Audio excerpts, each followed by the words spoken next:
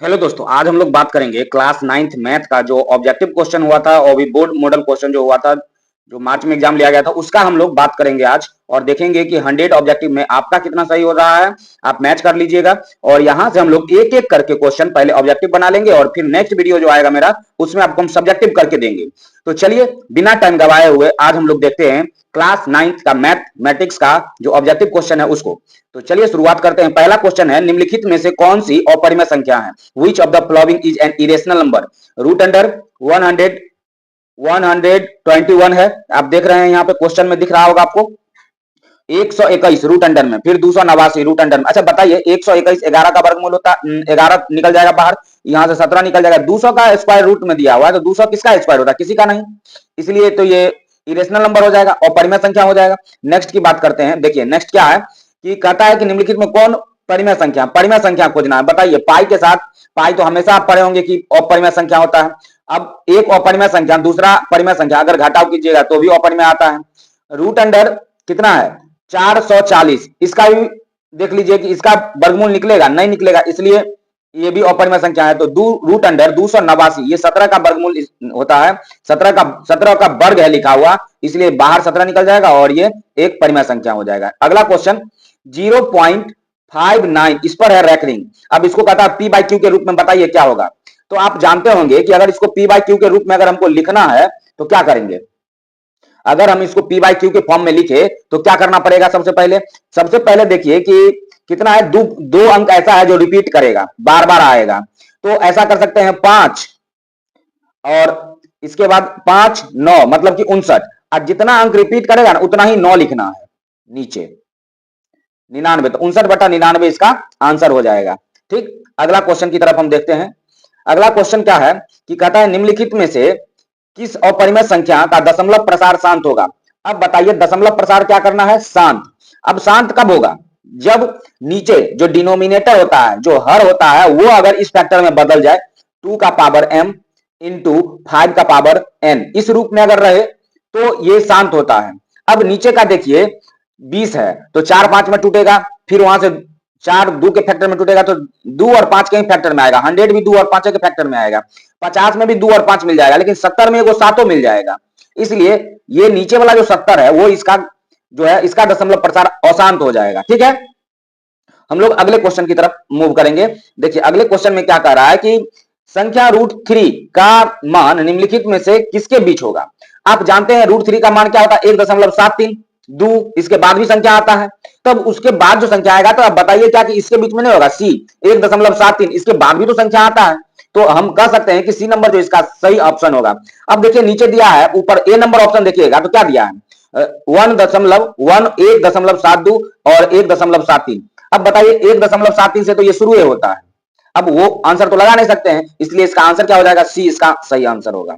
अगला क्वेश्चन देखिए, अगर इसको आप तोड़िएगा तो क्या मिलेगा? अच्छा, √7 √5 कर सकते हैं 35 को। अब 7 7 से गुना होगा तो 7 बचेगा, क्योंकि रूट में, अच्छा करके हम आपको दिखाते हैं,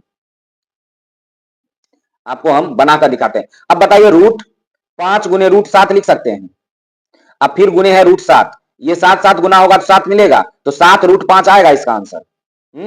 तो इसमें 7 √5 कौन सा ऑप्शन है? इसका 7 √5 बी नंबर ऑप्शन है, तो इसलिए बी नंबर इसका सही होगा। इसमें देखिए आप पढ़े भी होंगे एक्सपोनेंशियल फॉर्म में कि a⁴m इंटू a⁴n, ये फॉर्म होता है किसका? m प्लस n का। गुना रहता है तो क्या हो जाता है? जुड़ जाता है, भाग रहेगा तो पावर घट जाता है। आगे की बात करते हैं, दो परिमेय संख्याओं का योग क्या होता है? दो अपरिमेय संख्या को जोड़िएगा तो हमेशा अपरिमेय आता है, हमेशा अपरिमेय आता है। अब बताइए 9 नंबर में 4√8 का वर्ग, 8 का पावर 2 है, इसको जब सॉल्व कीजिएगा तो ऐसे बनाइएगा, कैसे? जैसे रूट हटाइएगा तो 8 का स्क्वायर गुने 1/4 बनेगा, काटिएगा तो 2 बचेगा, तो 8 का पावर 1/2 मिलेगा आपको। ऐसे ही सॉल्व कर लीजिएगा। अच्छा, किसी का भी पावर अगर 0 होता है तो वैल्यू 1 आता है, तो ऊपर में 3 गो 7 है, प्लस में है और सबका पावर 0 0 है, तो 1 + 1 + 1/1, 1 1 1, तो 3 3/1 मतलब 3 आंसर आएगा इसका। ठीक है, इसका कहता है कि गुणात्मक प्रतिलोम क्या होगा? मल्टीप्लीकेटिव इनवर्स पूछ रहा है 1/√11 का। तो ऐसा नंबर देखना है कि इसको इसी से गुना करने पर एक आ जाए। मल्टीप्लीकेटिव जो इनवर्स होता है वो एक होता है। अब एक ऐसा कौन सा संख्या लाइएगा कि एक हो जाएगा? तो अब बताइए 1/√11 है ना, इसको √11 से गुना कर दीजिएगा तो ये से एक कट जाएगा, एक मिलेगा। ठीक है, तो इसका मल्टीप्लीकेटिव इनवर्स √11 हो जाएगा। ठीक, अगला अगला कहता है इसका योज्य प्रतिलोम क्या होगा? योज्य प्रतिलोम मतलब एडिटिव इनवर्स। एडिटिव इनवर्स मतलब ऐसा इसमें क्या जोड़ दे कि ये 0 के बराबर हो जाए। तो ये जोड़ दीजिए, सी नंबर वाला देखिए 0 आ जाएगा। ठीक, अगला क्वेश्चन की बात करें, निम्नलिखित में कौन बहुपद है? तो बहुपद खोजना है ना, तो रूट वाला में तो कोई बहुपद होता ही नहीं। पावर बहुपद होने के लिए क्या होना है? बहुपद होने के लिए एक इंटीजर कांस्टेंट होना चाहिए, मान लीजिए कि -5 है, और एक वेरिएबल होना चाहिए, मान लीजिए कि x है, और इसका पावर हर हमेशा होल नंबर आना चाहिए, होल नंबर। अब रूट में तो कोई होल नंबर आता नहीं, होल नंबर शुरू होता है 0, 1, 2, 3, 4 और इन्फिनिटी तक जाता है। अब ऐसा खोजिए किसका पावर होल नंबर होगा? तो एगो सी नंबर है, सी ऑप्शन है जिसका पावर होल नंबर में है, और यही एक क्या है? बहुपद है। नेक्स्ट इसका कहता है घात बताइए, 14 नंबर, घात बताइए। गुना कीजिए पहले तब घात बता सकते हैं। तो घात क्या होता है? Highest power of the variable, highest power of the variable is equal degree. अब हाईएस्ट पावर कहां से मिलेगा? तो इसको गुना करेंगे तो x का पावर 3 मिलेगा, तो 3 इसका हाईएस्ट पावर होगा, इसलिए 3 आंसर इसका सही है। अगला क्वेश्चन में देखिए क्या कह रहा है, कॉफिशिएंट बताना है किसका? तो एक्स क्यू का। अब खोजिए एक्स क्यू है कहां? तो एक्स क्यू आपको -3/4 एक्स क्यू दिख रहा है यहाँ। अब इसमें से एक्स क्यू को ढक दीजिए और पीछे जो इसका बचेगा वही इसका क्या होगा? कॉफिशिएंट होगा। तो पीछे इसका कौन सा अंक बचेगा? तो माइनस का 3/4, यही इसका क्या होगा? सही आंसर होगा। अगला क्वेश्चन तक देखिए, कहता है निम्न में से कौन एक त्रिघात बहुपद है? त्रिघात का मतलब घात 3 वाला बहुपद, जिसका पावर 3 हो। अब यहां देखिए गुना कीजिएगा, पावर 2 आएगा, यहाँ पावर 2 है, यहाँ पावर 2 है। ए नंबर ऑप्शन में पावर 3 है ना, तो ये तो त्रिघात कहलाता, पावर 3 वाला त्रिघात। ठीक, आगे चलिए। अगला क्वेश्चन है बहुपद 3x² - 7y + 4 में अगर y का वैल्यू रख देंगे तो क्या मिलेगा? जब y का वैल्यू रख दीजिएगा यहां तो सॉल्व कीजिएगा तो यहां से 0 मिल जाएगा। ठीक है, अगला बताते हैं। px बराबर 3x² - 21, इसमें कहता है कि शून्यक बताइए, मतलब x का वैल्यू क्या होगा? अब x का वैल्यू निकालिएगा तो सबसे पहले लिखिएगा 3x² बराबर 21। अब 3 से इसको काटिएगा 7 मिलेगा, 7। अब x का वैल्यू निकालिएगा तो √7 हो जाएगा, तो रूट में जखने 7 जाएगा तो एगो प्लस का निकलेगा, एगो माइनस का निकलेगा, इसलिए इसका ए नंबर ऑप्शन सही है। इसमें से कहता है शून्यक बताइए। अरे शून्यक के बताना है, मतलब x का वैल्यू बताना है। तो x निकालने के लिए आप क्या कीजिएगा? आपके पास x कहां दिख रहा है? x, इसको पहले इरेज कर देते हैं। x आपको कहां दिख कहां रहा है?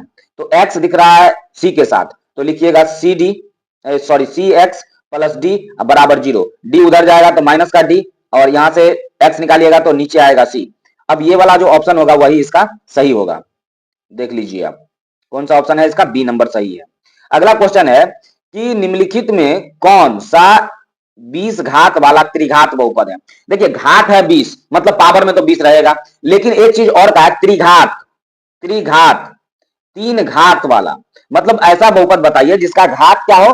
20 हो, लेकिन त्रिपदी हो, सॉरी त्रिपदी बोल रहा था, जिसमें पद 3 गो हो। तो देखिए बी नंबर में 1, 2, 3 गो पद है, टर्म 3 गो है, पावर कितना है? 20, तो इसलिए 20 घात वाला त्रिपदी बहुपद है बी नंबर। अगला क्वेश्चन देखिए, कह रहा है कि अगर 4x² प्लस ax + 1 का एक गुणनखंड x - 1 हो तो a का वैल्यू क्या होगा? अब x बराबर जो है ना, x बराबर क्या कीजिए? x - 1 बराबर 0 कीजिए, यहां से x का वैल्यू निकालिए, 1 आएगा। अब इस बहुपद में इसमें x का वैल्यू रख दीजिए जो 1 आया है, 1 रख दीजिएगा तो आपको a का वैल्यू अपने आप आ जाएगा जो कि -5 आएगा। ठीक, अगला क्वेश्चन देखिए। अगला क्वेश्चन कहता है निम्नलिखित में से किस बहुपद का एक गुणनखंड है?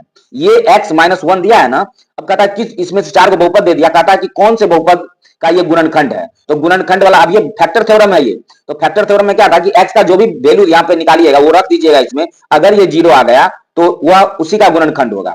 अब यहां से x बराबर 1 रखिए, तो x का वैल्यू किसमें 1 रखने पर 0 आता है? एक इसमें रख के देखिए, 1 का स्क्वायर 1, यहाँ 3, यहाँ 2, 1 और 2 जोड़िएगा 3, 3 में से 3 गया 0, तो इसलिए इसका बी नंबर ऑप्शन सही है। अगला क्वेश्चन, इसको सॉल्व कीजिएगा, a - b का whole cube plus a - b - c का whole cube plus c - a का होल क्यूब कीजिएगा तो क्या आता है? तो ये आता है सी नंबर ऑप्शन। आप सॉल्व कीजिएगा, हम सॉल्व करके देखे हैं तो इसका सी नंबर ऑप्शन सही है। आगे की बात करते हैं। इसमें देखिए क्या कह रहा है कि 5x + 1/3 × 5x - 1/3 अगर यह इसके बराबर है तो के का वैल्यू क्या होगा? आप पढ़े लिखे आदमी हैं, आपको सर बताए भी होंगे स्कूल में या कोचिंग में कि देखिए ए प्लस बी ए माइनस बी। अब इस कौन सा फॉर्मूला बेटर है? ए स्क्वायर माइनस बी स्क्वायर का, 5 का स्क्वायर 25 और 1/3 का स्क्वायर 1/9 बनेगा। अब बताइए ये तुलना कीजिए। अब तो 25x स्क्वायर की जगह 25x स्क्वायर है और के के जगह पर क्या आता है? तो माइनस का 1/9, इसलिए इसका आंसर बी ऑप्शन इसका सही होगा। कौन सा? बी। अच्छा, माइनस का माइनस तो मैच कर गया, तो माइनस का माइनस मैच कर गया तो सिर्फ 1/9 मिलेगा। माइनस का माइनस मैच कर गया। अगला क्वेश्चन देखते हैं।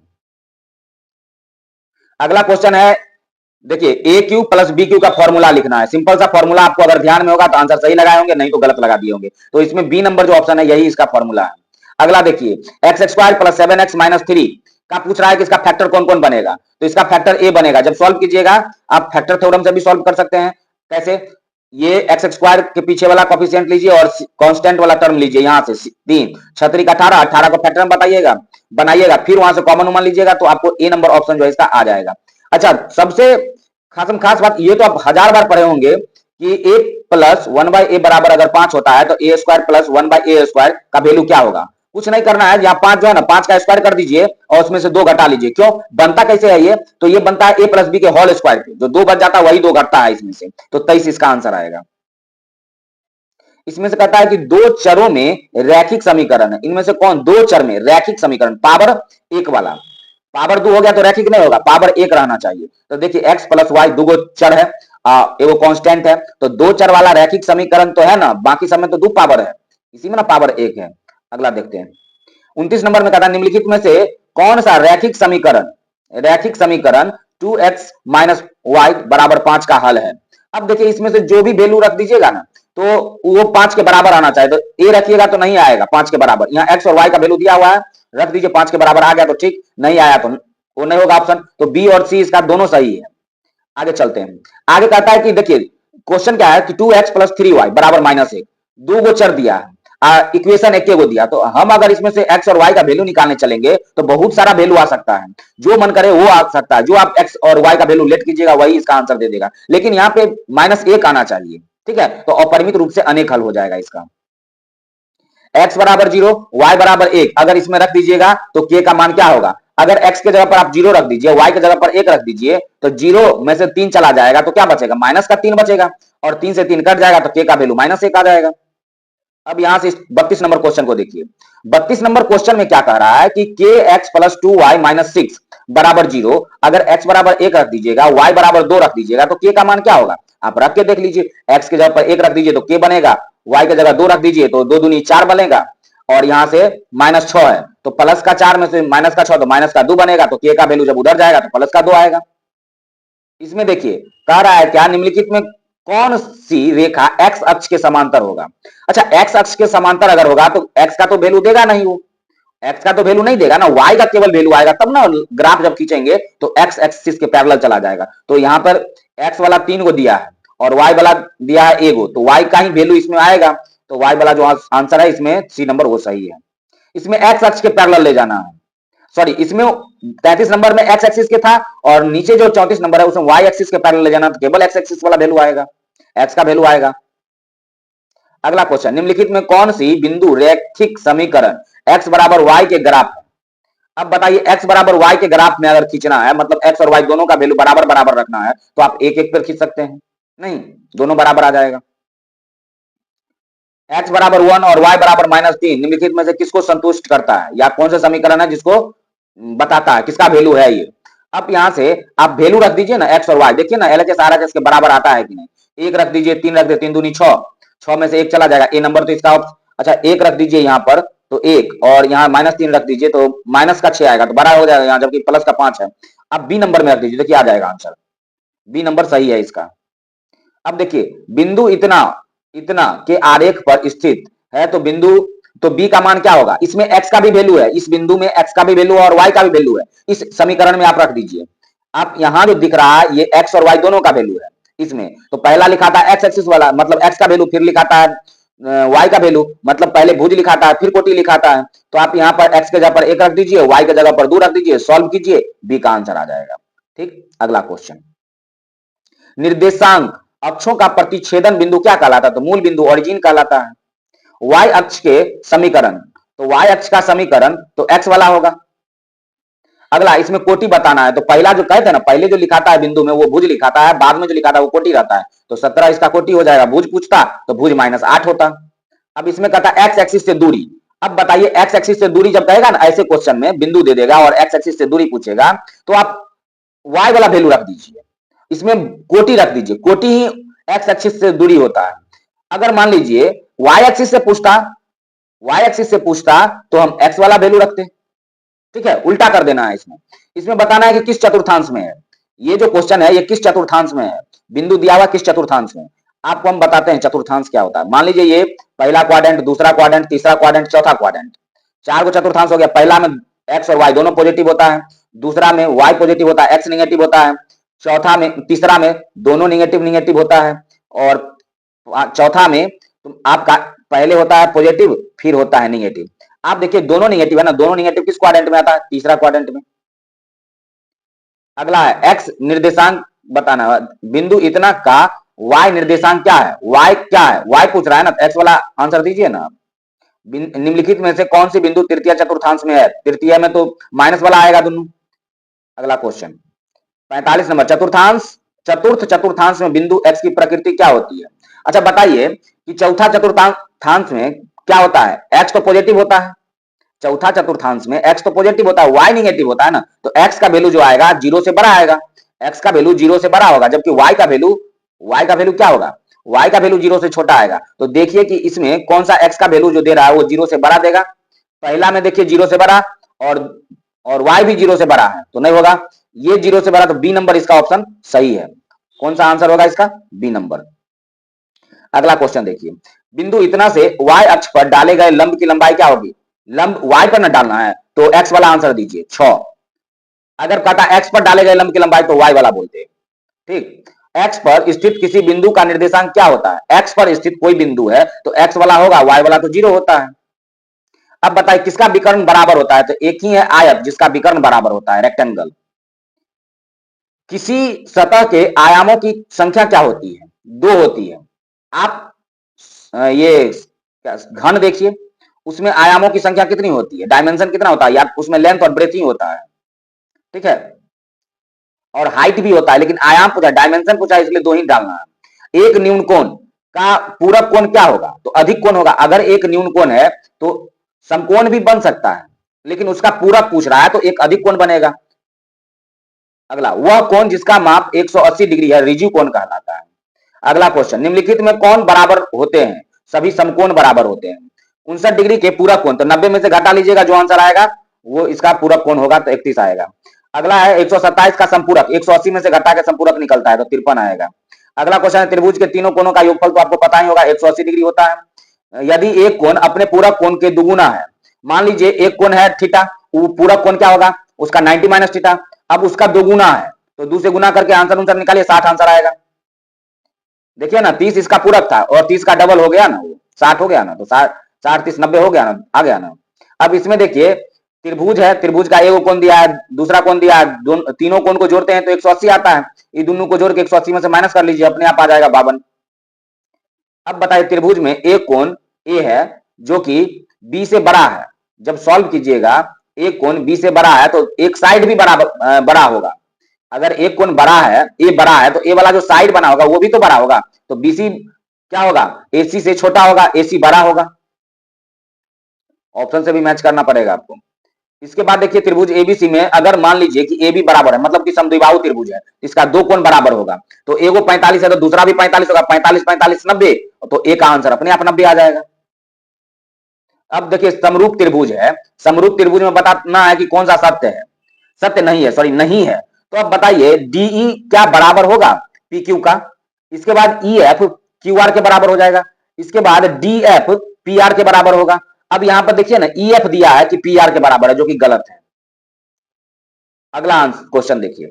अब अगला क्वेश्चन देखिए, इसमें एंगल बताना है। कौन सा एंगल बताना है आपको? जी एच डी। जी कहां है? जी, जी ये रहा, एच ये रहा, और डी मतलब ये कोण बताना है आपको। ये कोण कितना बनेगा? अच्छा बताइए कि अगर ये कोण अगर हमारे पास अगर रहे 180 में से 136 घटाएंगे तो ये निकलेगा, ये और ये निकल गया, तो इसी का ना अल्टरनेट अल्टरनेट एंगल देखिए, तो ये वाला बनेगा, ये वाला अल्टरनेट बनेगा, तो यहां जो आंसर आएगा 44, वही 44 इसका भी आंसर होगा। इसमें देखिए एक कोण दिया है, दो कोण दिया है, और कह रहा है कि कोण जो है ना बी और सी अर्धक है, अर्धक मतलब आधा आधा होता है, तो इसको जब सॉल्व कीजिएगा तो 120 आंसर आ जाएगा। आपको त्रिभुज बनाना पड़ेगा, इसमें यहाँ बनाया हुआ है, आपको दिख भी रहा होगा, आधा कीजिएगा तो 120 आंसर आ जाएगा। अब इसमें देखिए क्यू का पूछ रहा है कि कोण किसके बराबर होगा। अगर आप दो त्रिभुज बना ले तो ज्यादा सही रहेगा, एक त्रिभुज ये रहा, एक त्रिभुज ये रहा। अब एक है पी क्यू आर, एक है डी एफ, ये है पी क्यू आर, ये है डी ई एफ। अब कह रहा है क्या कि इसमें कोण क्यू किसके बराबर होगा, तो कोण ई के बराबर नहीं होगा, ये कोण इसके बराबर नहीं होगा अगर समरूप है तो। अगला चलते हैं, अगला क्वेश्चन है कि चतुर्भुज के तीनों कोण दिया हुआ है, चौथा कोण क्या होगा, तो चतुर्भुज के तीनों कोणों का योग कितना होता है, 360 होता है। अब तीन कोण को जोड़ दीजिए, 360 में से माइनस कीजिए, आंसर आएगा। चतुर्भुज के आसान्य भुजाओं के मध्य मध्य बिंदुओं को मिलाने से बनी आकृति कैसी होती है, तो पैरेललोग्राम होता है। बताते हैं आपको कैसे बनता है ये। मान लीजिए एक चतुर्भुज है, इसके मध्य बिंदु को मिला दीजिए, क्या बना, एक पैरेललोग्राम नहीं बना, एक समांतर चतुर्भुज बन जाएगा। अब चतुर्भुज rhombus P Q R S के विकर्ण ओ पर प्रतिच्छेद करती है, तो अगर ओ एस आर 40 डिग्री है तो ओ आर एस क्या होगा, 50 डिग्री हो जाएगा। ठीक है, आप निकाल लीजिएगा, 90 आएगा, 90 का आधा कीजिएगा तो 90 नहीं आएगा, 100 आएगा, 100 आएगा अल्टरनेट एंगल लगा के, इसके बाद उसको आधा कीजिएगा तो 50 आएगा। अगला, यदि एक त्रिभुज और एक समांतर चतुर्भुज के एक ही आधार हो तो कहता है कि क्षेत्रफल निकालिएगा ना। अच्छा, समांतर चतुर्भुज का भी क्षेत्रफल होता है आधार गुने ऊंचाई, और जो त्रिभुज होता है उसका भी होता है आधार गुने ऊंचाई, आधार गुने ऊंचाई से आधार गुने ऊंचाई तो कट जाएगा, बचेगा 1/2, तो 1/2 को रेशियो में लिखिएगा तो 1/2 मिलेगा आपको। अगला क्वेश्चन है कि यदि एक समबाहु त्रिभुज पी क्यू आर का प्रत्येक भुजा 4a है तो इसकी ऊंचाई क्या होगी। अब समबाहु त्रिभुज की ऊंचाई पता है, √3/2 गुने भुजा होता है। अब भुजा बताइए 4 है, तो 4 यहां ए डालिएगा, ये से ये कटेगा 2 बार में, तो 2√3a नहीं निकलेगा। अगला क्वेश्चन देखते हैं, कहता क्या है कि एक समद्विबाहु समकोण त्रिभुज, मतलब समद्विबाहु भी है और समकोण भी है, एक एंगल तो 90 डिग्री है, दो एंगल बराबर भी होगा 45-45 में। अब कहता है कि प्रत्येक भुजा अगर 10 सेंटीमीटर लंबी है तो इसका क्षेत्रफल क्या होगा। क्षेत्रफल निकालने के लिए तो आपको ऊंचाई चाहिए, ऊंचाई निकालिएगा, इसके बाद आप क्या कीजिएगा, या तो फिर ऐसे बना लीजिए ना, आसान बन जाएगा। देखिए कुछ ऐसा फिगर बनेगा, ऐसा, अगर यह 90 डिग्री का है, ये सीधा रहेगा ऐसे, तो ये कोण और ये कोण बराबर होगा क्योंकि समद्विबाहु त्रिभुज है। अब बताइए ये आधार है 10 सेंटीमीटर, ये भी 10 सेंटीमीटर है। अब इसका क्षेत्रफल निकालना है तो 1/2 बेस इंटू हाइट 10 गुने 10, 5 से कटेगा 50 आंसर आएगा।